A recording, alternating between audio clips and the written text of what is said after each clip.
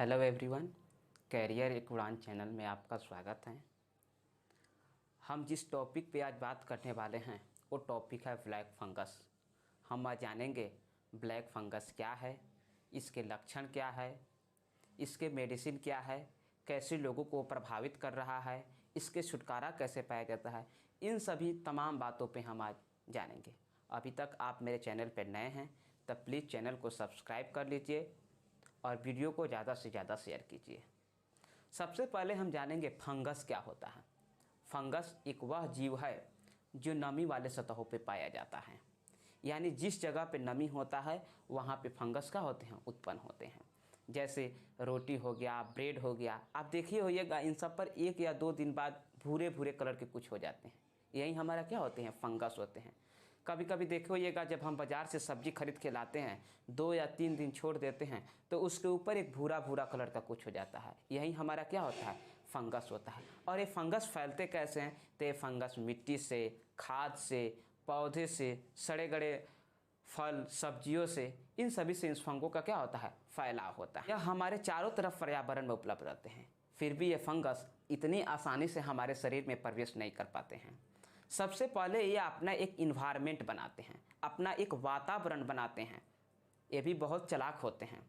ये ससुरा सबसे पहले क्या करता है, आता है और देखता है, जैसे सीआईडी देखता है वैसे ही ये निगरानी करता है कि हम इसमें रह सकते हैं कि नहीं, यहाँ पे हम जीवित रह सकते हैं।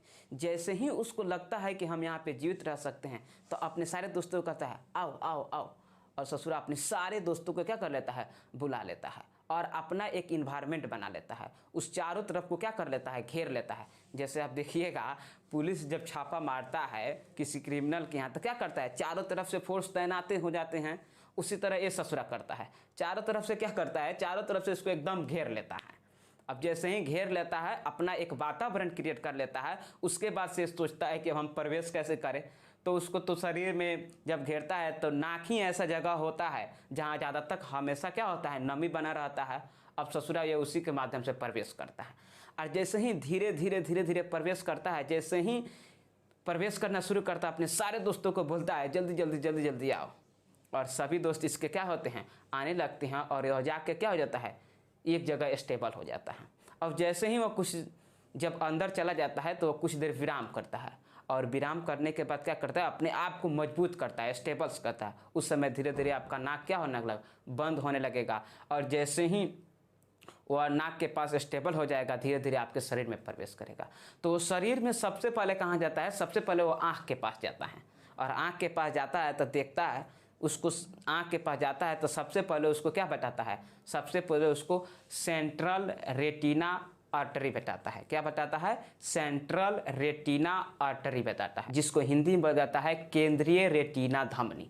उसके बाद यह क्या करता है, वहाँ पे अपना एक प्रभाव बनाता है धीरे धीरे और अपने सारे दोस्तों को जब बुला लेता है तो एक बार उस पर सांप एकदम अटैक करता है। और एक बार अटैक करता है तो वहाँ पे ब्लड ससुरा जो ब्लड का फ्लो होता है, जहाँ से ब्लड का सर्कुलेशन होता है, उसी को बंद कर देता है। और जब बंद कर देगा तो इधर का ब्लड इधर, इधर का ब्लड इधर। अब क्या हो जाता है, अब आँख के पास तो ब्लड नहीं पहुँच पाता है तो आँख धीरे धीरे क्या होने लगता है, लाल होने लगता है। आँख लाल होने लगेगा, आँख आपका फूलने लगेगा, धीरे धीरे यहाँ नीचे काला होने लगेगा। उसके बाद क्या होगा, उसके कुछ समय बाद धीरे धीरे वो एकदम ब्लड के फ्लो को जब बंद कर देगा तो आपकी आँख की रोशनी क्या हो जाएगी, चली जाएगी। इसीलिए डॉक्टर्स क्या कर रहे हैं, जैसे ही आपके वो क्या बोलता है सेंट्रल रेटिना आर्टरी पर वो प्रवेश कर रहा है, सेंट्रल रेटिना आर्टरी पर वो मतलब धावा बोल रहा है, तो ऐसे ही डॉक्टर्स के संपर्क में जाने पर डॉक्टर आँखी को निकालते रहे हैं ताकि और ज़्यादा प्रॉब्लम्स ना हो। उसके बाद क्या करता है ससुरा, तभी वो नहीं मानता है, आपका आंख ले जाएगा फिर भी वो नहीं मानेगा, फिर वह ब्रेन के पास जाता है। और जब वह ब्रेन के पास पहुंच जाता है तो फिर डॉक्टर्स को बचाना क्या हो जाता है, मुश्किल होता है। हालांकि इसमें डेथ प्रक्रिया एकदम बिल्कुल कम होती है। अगर किसी को होता है तो लगभग 40% चांसेज है उसके क्या हो, मृत्यु हो। इसका इलाज भी संभव है। सबसे पहले हावी किन पे होता है, सब किसी पे तो हावी नहीं हो सकता है। तो ये जो ब्लैक फंगस है ये बहुत पहले से होता है, बहुत पहले से रोग है, लेकिन ज़्यादातर ये देखने को मिल जा रहा है इस कोरोना टाइम में इसका प्रकोप देखने को मिल रहा है। ये ऐसे लोगों को अपना क्या बन रहा है, शिकार बना रहा है, जिसका क्या हो, डायबिटीज अनियंत्रण हो, जिसका डायबिटीज एकदम ज़्यादा हो गया हो, उसके बाद जिसका स्टेरॉइड के प्रयोग से इम्यूनिटी कमज़ोर हो गया हो, जो 2 या 4 दिन से क्या हो ऑक्सीजन 2, 4, 10 दिन से वो ऑक्सीजन में लगे हुए हों, वेंटिलेटर्स में लगे हुए हों। अब जैसे ऑक्सीजन में लगे रहते हैं उनको ये फंगस कैसे इन्फेक्शन पहुंचाता है? जब भी यहाँ पे ऑक्सीजन लगाया जाता है तो यहाँ पे पानी के बुलबुले रहते हैं और ये फिर क्या करते हैं, ये बुलबुले के माध्यम से अपना इन्फेक्शन पैदा करते हैं और अपने सारे दोस्तों को वहाँ पे क्या करते हैं, इकट्ठा कर लेते हैं। फिर उसके बाद वेंटिलेटर्स में वहाँ भी कुछ नमी की मात्रा रहती है। अब हम जानेंगे कि इसके लक्षण क्या होते हैं। इसके लक्षण है आपको बुखार आएगा, सर दर्द आएगा, नाक बंद हो जाएगा, नाक से खून निकलने लगेगा, उल्टी करने पे खून आने लगेगा।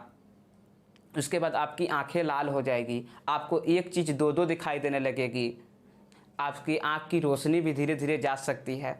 इन सभी का है इनके लक्षण है, और भी बहुत सारे इनके लक्षण हैं, लेकिन हम यहाँ कॉमन लक्षणों की बात कर रहे हैं।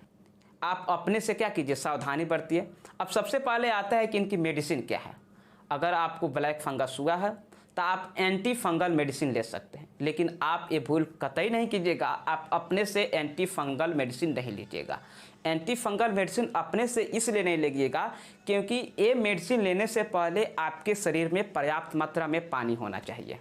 इसीलिए जब आप डॉक्टर के पास जाइएगा तो डॉक्टर इस पानी के लेवल को बरकरार रखने के लिए सबसे पहले सेलाइटिन एक नॉर्मल सेलाइटिन चलाता है, फिर उसके बाद आपको एंटी फंगल मेडिसिन देगा ताकि आपकी शरीर में पानी की मात्रा क्या हो, बनी रहे। हम सभी आम लोग इनसे छुटकारा कैसे पा सकते हैं?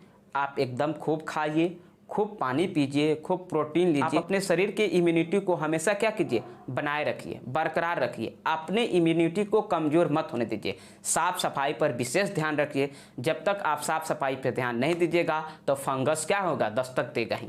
फंगस बहुत दिन से है, अब हमारे इंडिया में ही ये फंगस दस्तक क्यों दिया है, अदर सारे देशों में भी नहीं हुआ है। तो हमारे इंडिया में तो आप जानबे करते हैं साफ़ सफाई का विशेष ध्यान रखता है। मोदी जी भी अभियान चलाते हैं, स्वच्छ भारत। चश्मा होता है, चश्मा पे एक पे लिखा रहता है स्वच्छ, एक पे लिखा रहता है भारत। तो स्वच्छ रहता है तो भारत नहीं, और भारत रहता है तो स्वच्छ नहीं।